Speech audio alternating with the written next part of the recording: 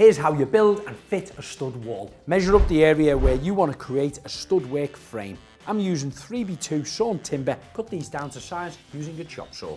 It makes it quick and easy, then you're ready to fix the corners. Start by drilling a pilot hole and drive in 100mm screws to hold it firmly into position. Offer the frame into position, check that it's level and square, then you can fix it down to the floor and the adjacent wall. Install some uprights, keeping these about 600mm apart. Make sure they're level and screw them in from top to bottom. Cut down and place in some noggins.